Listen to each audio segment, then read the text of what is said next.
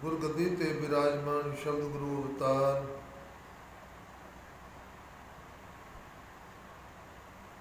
बाणी बोहित ਧੰਨ ਧੰਨ ਆਦਿ ਸ੍ਰੀ ਗੁਰੂ ਗ੍ਰੰਥ ਸਾਹਿਬ ਦੀ ਪਾਵਨ ਹਜ਼ੂਰੀ ਅੰਦਰ ਸੱਜ ਬੈਠੀ ਗੁਰੂ ਖਾਲਸਾ ਸਾਧ ਸੰਗਤ ਜੀਓ। ਆਓ ਜੋ ਆਪਾਂ ਚਿਰਾਂ ਤੋਂ ਧੰਨ ਧੰਨ ਸਾਹਿਬ ਸ੍ਰੀ ਗੁਰੂ ਨਾਨਕ ਪਾਤਸ਼ਾਹ ਦੇ ਪਾਵਨ ਜੀਵਨ ਦੀਆਂ ਕਥਾ ਕਹਾਣੀਆਂ ਵਿਚਾਰਾਂ ਕਰਦੇ ਸੁਣਦੇ ਆ ਰਹੇ ਹਾਂ। ਆਓ ਅੱਜ ਵੀ ਉਸੇ ਲੜੀ ਦਾ ਇੱਕ ਹਿੱਸਾ ਬਣ ਕੇ ਆਪਾਂ ਸਤਿਗੁਰਾਂ ਦੇ ਪਾਵਨ ਜੀਵਨ ਵਿੱਚੋਂ ਕੁਝ ਕੁ ਰੱਬੀ ਗੁਣਾਂ ਨੂੰ ਗ੍ਰਹਿਣ ਕਰਨ ਦਾ ਯਤਨ ਕਰੀਏ ਤਾਂ ਕਿ ਇਹ ਸਾਡਾ ਸੰਸਾਰ ਤੇ ਸਫਲ ਹੋ ਜਾਵੇ। ਨਿੱਤ ਦੇ ਦੁੱਖਾਂ ਕਲੇਸ਼ਾਂ ਰੋਗਾਂ ਸੋਗਾਂ ਕਾੜਿਆਂ ਸਾੜਿਆਂ ਤੋਂ ਆਪਾਂ ਬਚ ਸਕੀਏ। ਫਿਕਰਾਂ ਚਿੰਤਾਵਾਂ ਤੋਂ ਸਾਨੂੰ ਛੁਟਕਾਰਾ ਮਿਲ ਸਕੇ। ਜਮਾਂ ਦੀ ਮਾਰ ਤੋਂ ਵੀ ਬਚੀਏ ਤਾਂ ਅੱਜ ਸੁਣਦੇ ਦੇਖਦੇ ਆਪ ਆ ਰਹੇ ਹਾਂ 84 ਲੱਖ ਗੰਦੀਆਂ ਮੰਦੀਆਂ ਟੇਢੀਆਂ ਮੇਢੀਆਂ ਜੂਨੀਆਂ, ਇਹਨਾਂ ਤੋਂ ਵੀ ਆਪਣਾ ਬਚਾਅ ਹੋ ਜਾਵੇ।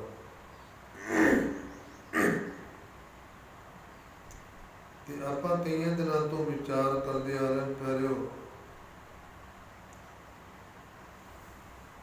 ਕਿ ਜਨਮਾਂ ਜਨਮਾਂਤਰਾਂ ਦੀ ਜੋ ਲੱਗੀ ਹੋਈ ਮੈਲ ਸਾਡੇ ਇਸ ਮਨ ਨੂੰ, ਸਾਡੇ ਕੀਤੇ ਪਾਪ ਕਰਮਾਂ ਦੀ, ਜਿੰਨਾ ਚਿਰ ਉਹ ਧੁੱਪਦੀ ਨਹੀਂ ਉਹਨਾਂ ਚਿਰ ਸੁੱਖ ਕਦੇ ਸਾਨੂੰ ਮਿਲ ਹੀ ਨਹੀਂ ਸਕਦਾ। ਇਹ ਗੱਲ ਵੱਖਰੀ ਹੈ ਕਿ ਅਲਪ ਸੁੱਖ, ਛੋਟੇ ਮੋਟੇ ਸੁੱਖ ਇਹ ਜ਼ਿੰਦਗੀ 'ਚ ਆਉਂਦੇ ਜਾਂਦੇ ਰਹਿੰਦੇ ਨੇ। ਕਿਵੇਂ? ਕਿਉਂਕਿ ਕਿਸੇ ਸਮੇਂ ਅਸੀਂ ਕੁਝ ਥੋੜ੍ਹੇ ਬਹੁਤ ਭਲੇ ਕਰਮ ਕੀਤੇ, ਉਹਨਾਂ ਭਲੇ ਬੀਜ ਬੀਜਿਆਂ ਦਾ ਜੋ ਫਲ ਲੱਗਾ ਉਸ ਕਰਮ ਨੂੰ, ਉਹ ਸੀ ਸੁੱਖ ਦਾ। ਉਹ ਕਿੱਡਾ ਕੁ ਵੱਡਾ ਸੀ ਸਾਡਾ ਪੁੰਨ ਕਰਮ, ਭਲੇ ਵਾਲਾ ਕਰਮ, ਪੁੰਨ ਕਰਮ ਸਾਡਾ ਕਿੱਡਾ ਕੁ ਸੀਗਾ। ਜਿੰਨਾ ਕੁ ਸਾਡਾ ਉਹ ਕਰਮ ਸੀ ਉਨਾ ਕੁ ਸਾਨੂੰ ਸੁੱਖ ਪ੍ਰਾਪਤ ਹੋਣਾ। ਸੰਸਾਰ ਦੁਖੀ ਕਿਉਂ ਦੇਖ ਰਹੇ ਆਪਾਂ? ਕਿਉਂਕਿ ਬਹੁਤਾਤ ਸਾਡਾ ਜਿਹੜਾ ਕਰਮ ਆ ਉਹ ਕਿਸੇ ਸਮੇਂ ਸਾਡੇ ਕੋਲ ਪਾਪ ਕਰਮ ਜ਼ਿਆਦੇ ਬੀਜੇ ਗਏ। ਤੇ ਸੱਚ ਜਾਣਿਓ ਪਿਆਰਿਓ, ਅੱਜ ਵੀ ਅਸੀਂ ਇਸ ਗੱਲ ਦੀ ਗੌਰ ਨਹੀਂ ਕਰਦੇ। ਪਾਪ ਨੂੰ ਪਾਪ ਸਮਝਦੇ ਜ਼ਰੂਰ ਹੈ, ਪਾਪ ਨੂੰ ਪਾਪ ਮੰਨਿਆ ਜ਼ਰੂਰ, ਪਰ ਪਾਪ ਨੂੰ ਪਾਪ ਸਮਝਿਆ ਨਹੀਂ। ਵੀ ਇਹਦਾ ਫਲ ਕੀ ਲੱਗੂ? ਜਿਹੜਾ ਬੀਜ ਬੀਜਦਿਆਂ ਮੈਂ ਪਾਪ ਕਰਮ ਦਾ, ਇਹਦਾ ਫਲ ਮੈਨੂੰ ਲੱਗੂਗਾ ਕੀ? ਆਖਿਰ ਬੂਟਾ ਵੱਡਾ ਹੋਣਾ ਨਾ। ਇਹ ਜਦੋਂ ਵੱਡਾ ਬੂਟਾ ਹੋਇਆ ਇਹਨੂੰ ਫਲ ਤੇ ਲੱਗਣਾ ਹੈ। ਹੁਣ ਤਾਂ ਮੈਂ ਜੀਭ ਦੇ ਰਸ ਕਰਕੇ, ਤਨ ਦੇ ਰਸ ਕਰਕੇ, ਕੰਨਾਂ ਦੇ ਰਸ ਕਰਕੇ ਅਨੇਕ ਪ੍ਰਕਾਰ ਅਨੇਕ ਤਰੀਕਿਆਂ ਦੇ ਨਾਲ ਪਾਪ ਕਰਮ ਕਮਾ ਰਹੇ।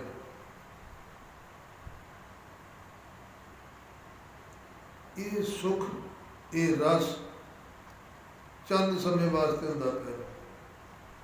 ਜਦੋਂ ਭੋਗਣਾ ਪੈਂਦਾ ਹੈ, ਜਦੋਂ ਭੋਗਣਾ ਪੈਂਦਾ ਹੈ क्योंकि फल नूं देर हो सकती है, बूटा पैदा होगा, फुल लगणगे, फल लगणगे, समा तो लगू ना। आखिर आप जिमीदार सारे जिमीदार करते रहे हैं, करते देख रहे हैं, तो कोई फसल जी अज बीजते हैं आप, वो अज तो नहीं ना बढ़ते, आखिर वो पैदा होती है, फिर उन्होंने फल लगता है, जवान होना उन्हें, जड़ा मजबूत कर दिया उन्हें। पाप कर्म दे बीज दियां जड़ा भी बहुत डूंघियां प्यारे हो, ते पुण्य कर्मां दे बीज दियां जड़ियां जड़ा ने वो भी डूंघियां ने। हुण जिहड़ा साडे पाप कर्म कीतियां दा फल है, जिस बूटे नूं लगा, ਉਹਦੀਆਂ जड़ां डूंघियां होण कारण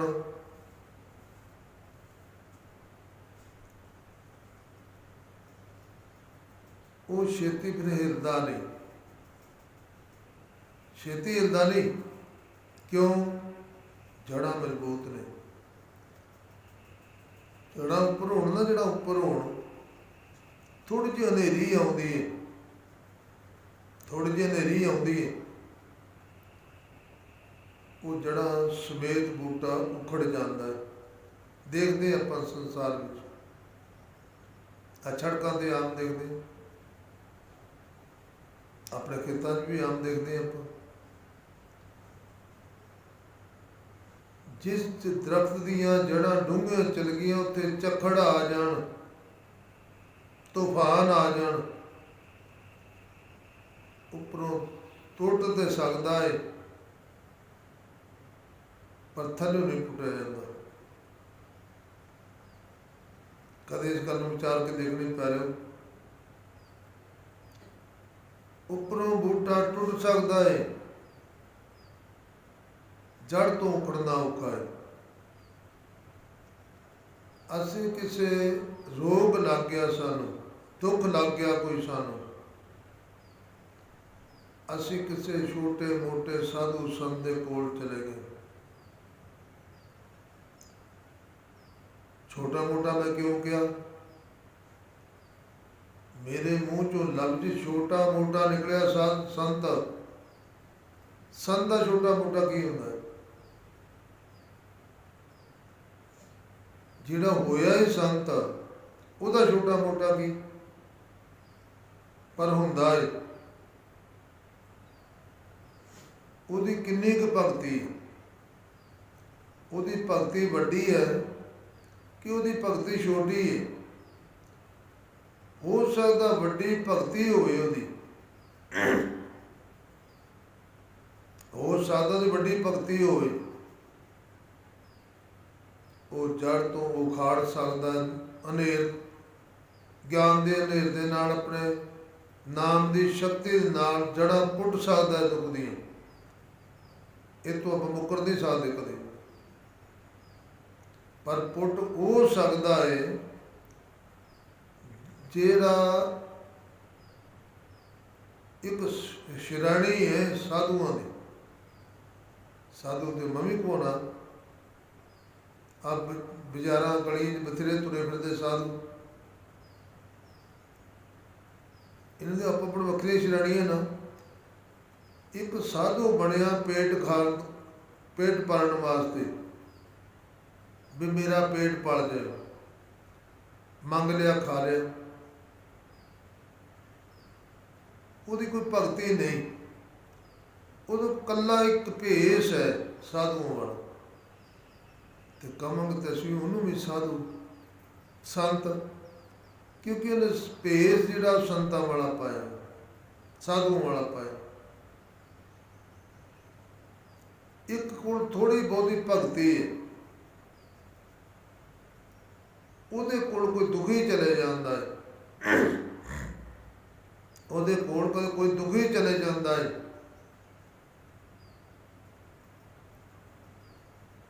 ਉਹ ਜਿਸ ਤਰ੍ਹਾਂ ਉੱਪਰਲੀ ਡੂੰਘੀ ਜੜ੍ਹ ਵਾਲਾ ਦਰਖਤ ਉੱਪਰੋਂ ਟੁੱਟ ਗਿਆ, ਉਹਨੇ ਆਪਣੀ ਥੋੜ੍ਹੀ ਜਿਹੀ ਭਗਤੀ ਦੇ ਨਾਲ ਉਸ ਰੋਗ ਵਿੱਚ ਥੋੜ੍ਹਾ ਜਿਹਾ ਫਰਕ ਪਾ ਦਿੱਤਾ।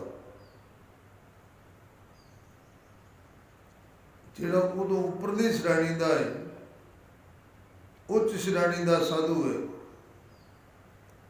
ਉਹਨੂੰ ਅਸੀਂ ਬ੍ਰਹਮ ਗਿਆਨੀ ਵੀ ਕਹਿ ਸਕਦੇ ਹਾਂ, ਭਗਤ ਕਹਿ ਸਕਦੇ ਹਾਂ, ਉਹਨੂੰ ਗੁਰੂ ਵੀ ਕਹਿ ਸਕਦੇ ਹਾਂ, ਅਸੀਂ ਉਹਨੂੰ ਸੰਤ ਕਹੀਏ, ਜੋ ਮਰਜ਼ੀ ਕਹੀਏ। ਉਹ ਜਿਹੋ ਜਿਹਾ ਰੱਬ ਆ, ਉਹ ਜਿਹਾ ਉਹ ਆ।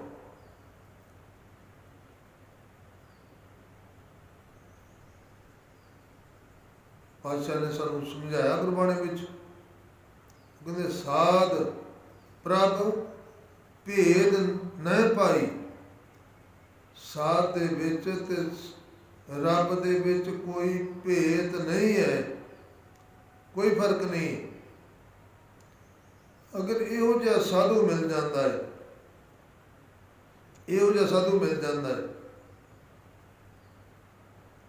ਉਹ ਪਾਪ ਦੀ ਜੜ੍ਹ ਨੂੰ ਦਾ ਦਰਖਤ ਜਿਹੜਾ ਪੈਦਾ ਹੋਇਆ ਨਾ, ਉਹਦੀ ਡੂੰਘੀਆਂ ਜੜ੍ਹਾਂ ਗਈਆਂ ਹੋਈਆਂ ਨੇ, ਉਹਨਾਂ ਨੂੰ ਜੜ੍ਹਾਂ ਤੋਂ ਪੁੱਟ ਸਕਦਾ ਉਸ ਦਰਖਤ ਨੂੰ। ਤੇ ਜਦੋਂ ਪੁੱਟਿਆ ਹੀ ਗਿਆ ਦਰਖਤ, ਤੇ ਹਰਾ ਭਰਾ ਤੇ ਸਿਰਫ ਜ਼ਮੀਨ ਤੋਂ ਤਾਕਤ ਲੈ ਕੇ ਸੀ ਨਾ, ਤੇ ਜਦੋਂ ਜੜ੍ਹਾਂ ਹੀ ਪੱਟੀਆਂ ਗਈਆਂ, ਜ਼ਮੀਨ ਤੋਂ ਦਾ ਸੰਪਰਕ ਹੀ ਟੁੱਟ ਗਿਆ, ਕਿਉਂਕਿ ਦਰਖਤ ਦਾ ਮੂਲ ਜਿਹੜਾ ਉਹ ਧਰਤੀ, ਜਦੋਂ ਮੂਲ ਨਾਲੋਂ ਟੁੱਟ ਗਿਆ, ਪੁੱਟਿਆ ਗਿਆ, ਪਾਸੇ ਹੋ ਗਿਆ ਦਰਖਤ, ਆਪਾਂ ਸਭ ਜਾਣਦੇ ਹੋ ਸੁੱਕੂਗਾ, ਪੱਤੇ ਵੀ ਸੁੱਕ ਜਾਣਗੇ, ਡਾਹਣੀਆਂ ਵੀ ਸੁੱਕ ਜਾਣਗੀਆਂ, ਉਹਦੀ ਵੱਡੀ ਪੇਡੀ ਮੋਟੀ ਲੱਕੜ ਦਾ ਤਣਾ ਉਹ ਵੀ ਸੁੱਕ ਜਾਊਗਾ, ਸਾਰਾ ਸੁੱਕ ਜਾਊਗਾ, ਫਿਰ ਉਹ ਕਿਸੇ ਕੰਮ ਨਹੀਂ ਆਉਂਦਾ, ਬਾਲਣ ਦੇ ਕੰਮ ਨਹੀਂ ਆਉਂਦਾ। ਇਹ ਗੱਲ ਵੱਖਰੀ ਹੈ ਕਿ ਅਸੀਂ ਉਹ ਤੋਂ ਕੋਈ ਕੰਮ ਲੈ ਲਈਏ ਆਪਣੇ ਢੰਗ ਤਰੀਕੇ ਦੇ ਨਾਲ। ਇਹ ਸਾਡੇ ਪਾਪ ਕਰਮਾਂ ਦਾ ਪਹਿਲੋ ਫਲ ਹੈ। ਇਸ ਕਰਕੇ ਸਾਨੂੰ, ਆਪਾਂ ਕੱਲ ਕਰਦੇ ਕਈ ਦਿਨਾਂ ਤੋਂ ਗੁਰੂ ਦੀ ਵਿਚਾਰ ਕਰ ਰਹੇ ਹਾਂ, ਆਪਾਂ ਕੱਚੇ ਤੇ ਪੱਕੇ ਗੁਰੂ ਦੀ, ਪੂਰੇ ਤੇ ਅਧੂਰੇ ਗੁਰੂ ਦੀ। ਉਹ ਖੜਾ ਵਿਸ਼ਵਾਸ ਤੇ, ਉਹ ਖੜਾ ਵਿਸ਼ਵਾਸ ਤੇ। ਜੇ ਤਾਂ ਅਸੀਂ ਆਪਣੇ ਗੁਰੂ ਤੇ ਪੂਰਨ ਵਿਸ਼ਵਾਸ ਕਰ ਲਵਾਂਗੇ ਤੇ ਕਦੇ ਹੋ ਨਹੀਂ ਸਕਦਾ ਕਿ ਸਾਡੇ ਪਾਪ ਕਰਮਾਂ ਨਾ ਕੱਟੇ ਜਾਣ। ਇਹ ਕਦੇ ਹੋ ਨਹੀਂ ਸਕਦਾ। ਤੇ ਜੇ ਗੁਰੂ ਅਧੂਰਾ ਹੈ ਤੇ ਸਾਡਾ ਵਿਸ਼ਵਾਸ ਕਾਇਮ ਹੈ, ਤੇ ਪੂਰਾ ਕੰਮ ਹੋ ਜਾਣਾ। ਗੁਰੂ ਭਾਵੇਂ ਅਧੂਰਾ, ਕੰਮ ਪੂਰਾ ਹੋ ਜਾਣਾ ਹੈ, ਸਾਨੂੰ ਮੰਜ਼ਿਲ ਫੇਰ ਵੀ ਪ੍ਰਾਪਤ ਹੋ ਜਾਣਾ।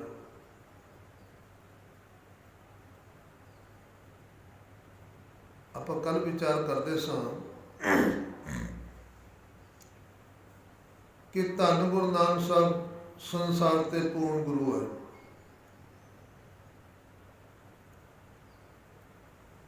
ਜਿੰਨੀਆਂ ਵੀ ਸ਼ਕਤੀਆਂ ਪਰਮੇਸ਼ਰ ਨੇ ਭੇਜੀਆਂ, ਕਿਸੇ ਨੂੰ ਕਿੰਨੀ ਸ਼ਕਤੀ ਦੇ ਕੇ ਭੇਜਿਆ, ਕਿਸੇ ਨੂੰ ਕਿੰਨੀ ਸ਼ਕਤੀ ਦੇ ਕੇ ਭੇਜਿਆ।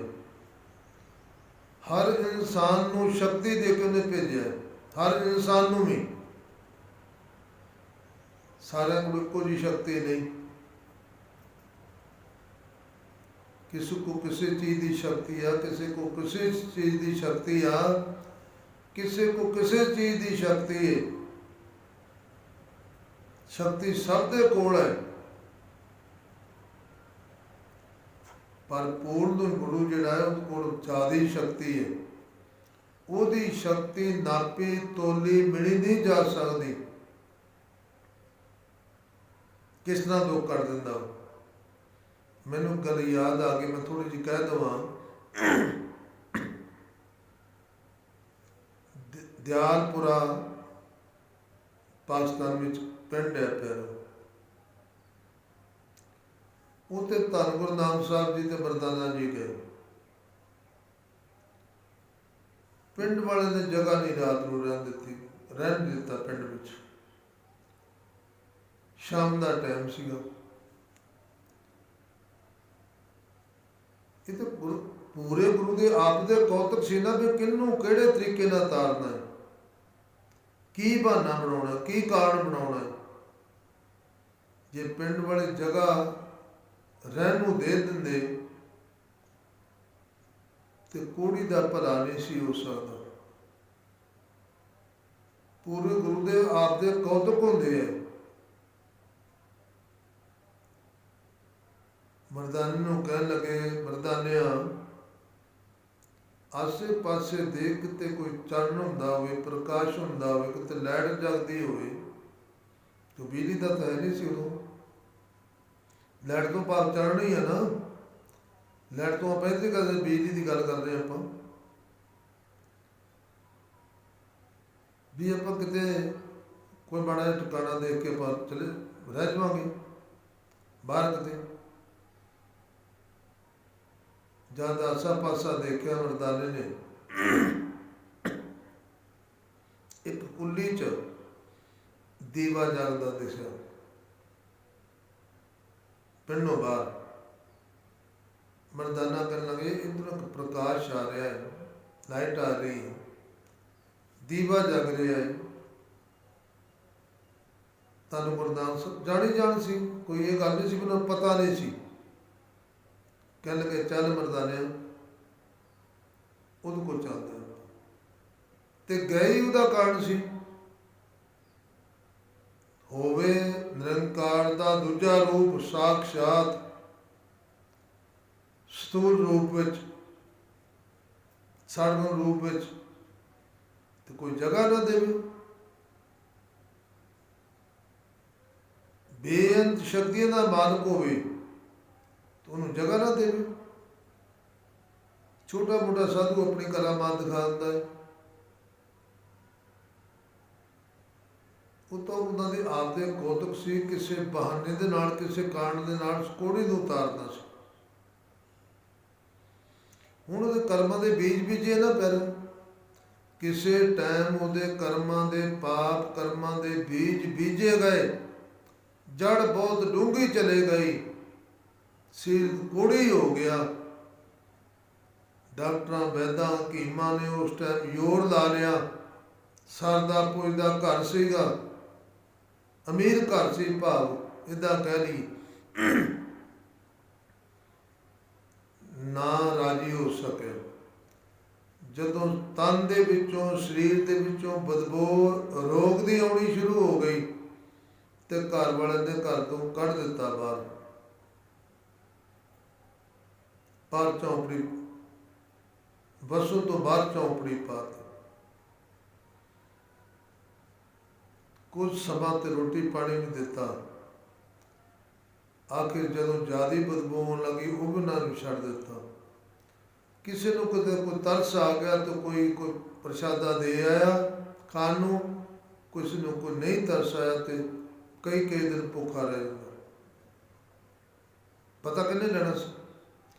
ਧੰਨ ਗੁਰੂ ਨਾਨਕ ਸਾਹਿਬ ਦੇ ਪੂਰਨ ਗੁਰੂ, ਉਹਨਾਂ ਨੇ ਆਪਣੀ ਸ਼ਕਤੀ, ਆਪਣੇ ਨਾਮ ਦੀ ਜਦੋਂ ਹਨੇਰ ਚਲਾਇਆ ਨਾ, ਹੁਣ ਉਹ ਜੜ ਪੁੱਟੀ ਜਾਣੀ। ਦੇਖਿਓ ਪਿਆਰੇ, ਜੜ੍ਹਾਂ ਤੋਂ ਪੁੱਟਿਆ ਜਾਣਾ ਬੂਟਾ ਰੋਗ ਦਾ। ਧੰਨ ਗੁਰੂ ਨਾਨਕ ਸਾਹਿਬ ਨੇ ਆਵਾਜ਼ ਮਾਰੀ, ਪੁੱਛਿਆ, ਮੁਸ਼ਾਵਰ ਤੂੰ ਕੌਣ ਹੈ? ਯਾਤਰੀ ਤੂੰ ਕੌਣ ਹੈ? ਮੇਰੇ ਕੋਲ ਤਾਂ ਜਾਨਵਰ ਨਹੀਂ ਆਉਂਦੇ ਬਦਬੂ ਦੇ ਕਾਰਨ, ਇੰਨੀ ਬਦਬੂ ਮੇਰਾ ਤਨ ਮਾਰ ਰਿਹਾ, ਤੂੰ ਇਸ ਵੇਲੇ ਮੇਰੇ ਕੋਲ ਕਿਵੇਂ ਆਇਆ? ਧੰਨ ਗੁਰੂ ਨਾਨਕ ਸਾਹਿਬ ਕਹਿਣ ਲੱਗੇ, ਤੈਨੂੰ ਮਿਲਣ ਵਾਸਤੇ ਹੀ ਆਏ। ਉਹਨੇ ਜਿਹੜਾ ਖਿੜਕਾ ਕੀ ਅੱਗੇ ਦਿੱਤਾ ਸੀ ਨਾ, ਦਰਵਾਜ਼ੇ ਦੇ ਥਾਂ ਤੇ, ਆਪਣੇ ਝੌਂਪੜੀ ਦੇ ਅੱਗੇ, ਔਖੇ ਸੌਖੇ ਹੋਲੇ ਹੋ ਕੇ ਪੈਰ ਨੇ ਉਹਨੇ ਪਾਸੇ ਕੀਤਾ ਉਹ ਤੇ ਕਹਿਣ ਲੱਗਾ ਯਾਰ ਤੇ ਸ਼ਾਇਦ ਤੁਸੀਂ ਮੈਨੂੰ ਨਹੀਂ ਜਾਣਦੇ, ਮੈਂ ਇੱਕ ਕੋਹੜੀ ਹਾਂ, ਸ਼ੀਰ ਬਦਬੂ ਮਾਰ ਰਿਹਾ ਮੇਰਾ, ਮੇਰੇ ਕੋਈ ਲਾਗੇ ਨਹੀਂ ਆਉਂਦਾ, ਸਕਿਆਂ ਨੇ ਵੀ ਘਰੋਂ ਕੱਢ ਦਿੱਤਾ, ਆਪਣਿਆਂ ਨੇ ਵੀ ਘਰੋਂ ਕੱਢ ਦਿੱਤਾ, ਪਿੰਡ ਵਾਲਿਆਂ ਨੇ ਵੀ ਘਰੋਂ ਕੱਢ ਦਿੱਤਾ, ਤੁਸੀਂ ਮੇਰੇ ਕੋਲ ਕਿੱਥੇ ਆ ਗਏ? ਗੁਰਦਾਸ ਸਾਹਿਬ ਕਹਿੰਦੇ ਆਏ ਤੇਰੇ ਕੋਲ ਅਸੀਂ, ਅਸੀਂ ਕੀ ਲੈਣਾ ਕਿਸੇ ਕੋਲੋਂ, ਆਏ ਤੇਰੇ ਕੋਲ ਅਸੀਂ। ਧੰਨ ਗੁਰੂ ਨਾਨਕ ਸਾਹਿਬ ਮਰਦਾਨੇ ਨੂੰ ਕਹਿਣ ਲੱਗੇ, ਮਰਦਾਨਿਆ ਰਬਾਬ ਛੇੜ। ਉਹ ਵਜਾਉਣ ਨੂੰ ਸੀ ਨਹੀਂ ਕਹਿੰਦੇ ਵਜਾ, ਇੱਦਾਂ ਨਹੀਂ ਸੀ ਕਹਿੰਦੇ, ਉਹ ਕਹਿੰਦੇ ਵਜਾ ਰਬਾਬ ਛੇੜ। ਤੁਰ ਕੇ ਬਾਣੀ ਆਈ, ਆਕਾਸ਼ ਦੇ ਬੋਲ, ਪਰਮੇਸ਼ਰ ਦੇ ਬੋਲ ਆ ਰਹੇ ਨੇ। ਬੋਲ ਕੀ ਆਏ ਸੀਗੇ? ਜੈ ਤਨ ਬਾਣੀ ਵਿਸਰ ਜਾਏ, ਜਿਉ ਪੱਕਿਆ ਪੱਕਾ ਰੋਗੀ ਬਿਨ ਲਾਏ। ਪੱਕਾ ਰੋਗੀ ਭਾਵ ਕੋੜੀ, ਜਿਹਦੇ ਜਦੋਂ ਬਾਣੀ ਵਿਸਰ ਜਾਂਦੀ ਏ, ਰੱਬ ਦਾ ਨਾਮ ਵਿਸਰ ਜਾਂਦਾ ਹੈ, ਤੇ ਹਰ ਬੰਦਾ ਜੀਵ ਜਿਹੜਾ ਨਾ ਪਾਪ ਕਰਮ ਕਰਨ ਲੱਗ ਜਾਂਦਾ ਹੈ, ਕਿਉਂਕਿ ਉਹਨੂੰ ਭੈ ਨਹੀਂ ਰਹਿੰਦਾ। ਰੱਬ ਦੇ ਨਾਮ ਵਿੱਚ ਐਡੀ ਵੱਡੀ ਤਾਕਤ ਹੈ, ਉਹਦੇ ਅੰਦਰ ਦਇਆ ਹੁੰਦੀ ਹੈ, ਤੇ ਜਿਹਦੇ ਅੰਦਰ ਰੱਬ ਦਾ ਨਾਮ ਨਹੀਂ, ਉਹਦੇ ਅੰਦਰ ਦਇਆ ਹੁੰਦੀ ਹੈ, ਉਹ ਪਾਪ ਤੋਂ ਪਾਪ ਕਰਮ ਵੱਧ ਤੋਂ ਵੱਧ ਕਰ ਸਕਦਾ।